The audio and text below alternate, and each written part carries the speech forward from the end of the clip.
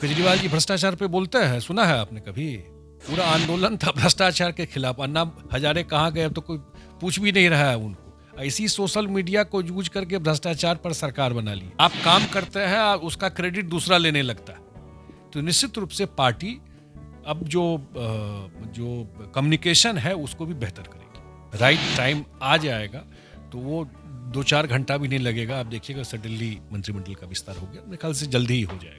नमस्कार, मेरा नाम केशव कुमार झा है और आप लाइव सिटीज देख रहे हैं। इस वक्त हमारे साथ दिल्ली प्रदेश जेडीयू प्रभारी संजय झा जी हैं। जिस तरह से देश भर में जेडीयू अपनी पार्टी को विस्तार के लिए कार्य कर रही है, आज दिल्ली प्रदेश जेडीयू को विस्तार करने के लिए राष्ट्रीय अध्यक्ष जेडीयू के आरसीपी सिंह की अध्यक्षता में एक मीटिंग की गई है। संजय झा जी भी उस मीटिंग में थे। सर, जेडीयू को अब दिल्ली में भी विस्तार किया जा रहा है। 2020 के दिल्ली विधानसभा चुनाव में आप लोगों ने एनडीए के साथ 2 सीटों पर चुनाव लड़ा था, अच्छा परफॉर्मेंस भी रहा। किस तरह से तैयारी है? नहीं, दिल्ली में 3-4 साल से हम लोग जरूर पार्टी का एक्टिविटी और काम कर रहे हैं। और पिछले विधानसभा में हम लोग जो 2 सीट लड़े थे वहाँ 50,000 के से ऊपर ही वोट हम लोगों का हर एक दोनों विधानसभा में आया था। एक में 48, एक में 52,000 वोट आया था। तो इसका मतलब एक आधार पार्टी का यहाँ बन गया। आगे एमसीडी का चुनाव आने वाला है और एक बड़ा वोट बैंक यहाँ पर है। और ख़ास करके कोरोना में जो हमारी पार्टी ने यहाँ काम किया और 1 महीना से ज़्यादा लोगों को खाना खिलाया, यहाँ कैंप लगा करके, और एक्टिविटी थे और ड्राई राशन से लेकर और सब कुछ का काम किया। तो एक बड़ा लोगों के बीच में एक आधार है। और आगे कैसे पार्टी को यहाँ और विस्तार करना है, कैसे काम करना है। प्लस हमारे जो नए राष्ट्रीय अध्यक्ष हैं श्री आरसीपी सिंह जी, तो वो उनका दिल्ली प्रदेश के पार्टी के लोगों ने आज स्वागत किया है और आगे का कार्यक्रम भी हम लोगों ने आज तय किया है। तो निश्चित रूप से आने वाले एमसीडी चुनाव में पार्टी मजबूती से यहाँ चुनाव लड़ेगी। इसी का एक खाका हम लोगों ने आज खींचा। एमसीडी की तैयारी आप लोग कर रहे हैं, पार्टी को मजबूत भी करना है दिल्ली में, और एमसीडी के चुनाव भी आगे फ्यूचर में लड़ना है। क्या एनडीए के साथ लड़ेंगे आप लोग? नहीं, पहले अपना आधार रहेगा मजबूत, तभी कोई अलायंस की बात और नहीं बात, वो तो बाद की बात है। लेकिन ये जो हम लोग पिछला 2 चुनाव लड़े हैं एमसीडी का और बाद में विधानसभा का, निश्चित रूप से पार्टी का आधार बड़ा बढ़ा है। और जो हमारे नेता हैं नीतीश कुमार जी, जो उनका काम है, और वो 4th टाइम, 4थी बार वो बिहार में सरकार बनाया है, उनके चेहरे पे सरकार बनी है।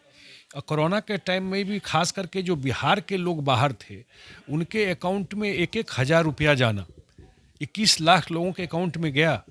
और उसमें बहुत सारे लोग दिल्ली और एनसीआर के थे जिनके अकाउंट में गया, या उनके लिए जो काम किया गया, या कोरोना में जो बिहार सरकार ने मैनेजमेंट किया। आज प्रेसिडेंट अवार्ड दे रहे हैं कोरोना के मैनेजमेंट पे बिहार सरकार को। उस समय लोग क्या क्या बोलता था, लेकिन अगर सबसे बढ़िया काम कहीं भी हुआ है देश में कोरोना का, चाहे वो आपको टेस्ट हो, चाहे जो मृत्यु दर है, चाहे हर एक चीज़ में बिहार कोरोना के मैनेजमेंट में बेस्ट माना गया।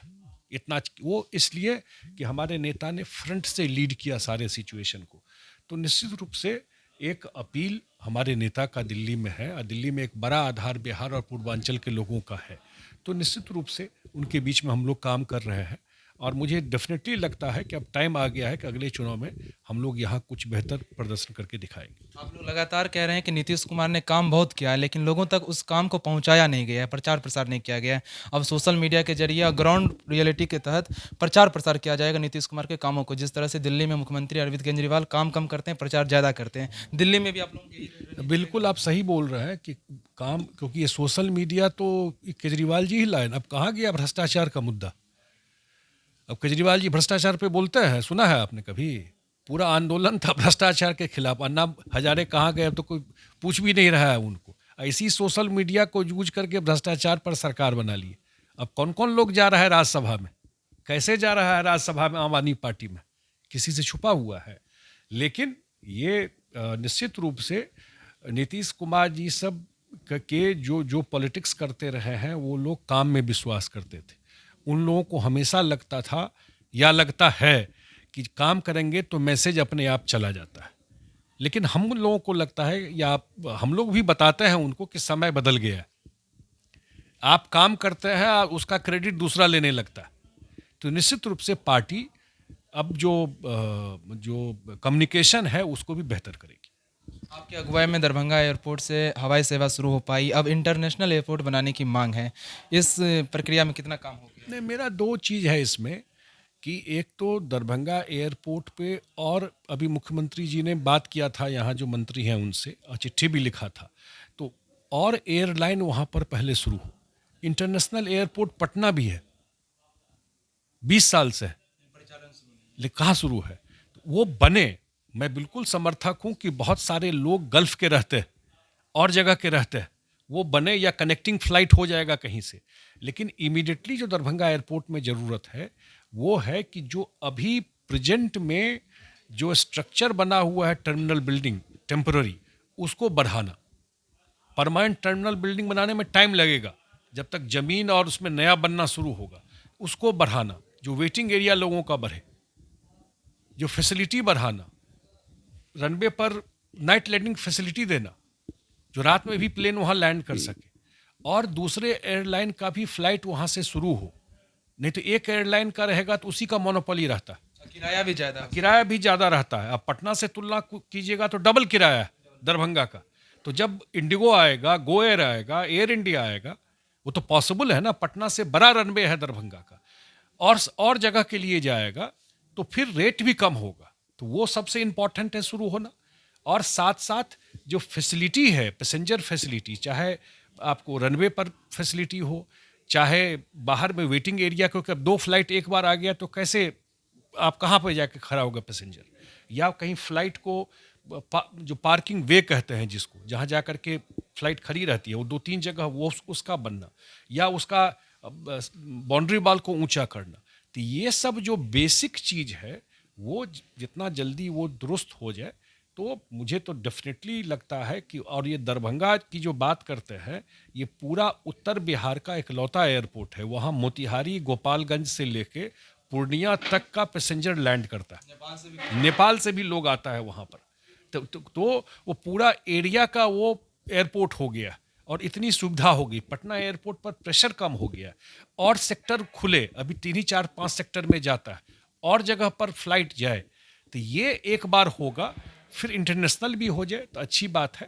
और मेरे ख्याल से आने वाले टाइम में, क्योंकि जो उड़ान स्कीम का एयरपोर्ट है उसमें इक्वली रोल स्टेट गवर्नमेंट का भी इम्पॉर्टेंट होता है।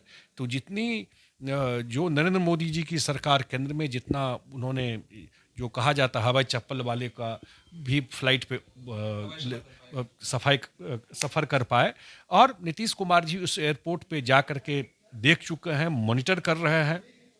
उन्होंने चिट्ठी भी लिखा है कि इस एयरपोर्ट का नाम विद्यापति एयरपोर्ट बने। 2018 में मंच से घोषणा हो चुका था कि विद्यापति बाबा के नाम पर एयरपोर्ट बनेगा, तो वो एयरपोर्ट बने। और जो मैंने कहा अन्य चीज़ें, फैसिलिटी, वो जल्दी से वहाँ पर इम्प्रूवमेंट और हो तो निश्चित रूप से बिहार का, मेरा मानना है, मैं हर एक जगह ये बात बोलता हूँ कि पटना के बाद कोई एक सबसे बड़ा शहर इमर्ज करके बिहार में इमर्ज किया है तो वो दरभंगा शहर। आखिरी सवाल है सर आपसे, मंत्रिमंडल को विस्तार को लेकर कयास लगाए जा रहे हैं, लेकिन कब तक हो जाएगा बिहार में? देखिए, ये मुख्यमंत्री का प्रेरोगेटिव होता है मंत्रिमंडल का विस्तार करना, और मुख्यमंत्री ने खुद ही पीछे कहा है कि जल्दी ही होगा। तो नीतीश कुमार जी इस सब चीज़ का ज़रूर, जब राइट टाइम आ जाएगा तो वो 2-4 घंटा भी नहीं लगेगा, आप देखिएगा सडनली मंत्रिमंडल का विस्तार हो गया। मेरे ख्याल से जल्दी ही हो जाएगा। तो ये थे हमारे साथ जेडीयू के वरिष्ठ नेता संजय झा जी। दिल्ली से केशव झा की रिपोर्ट, लाइव सिटीज मीडिया के लिए।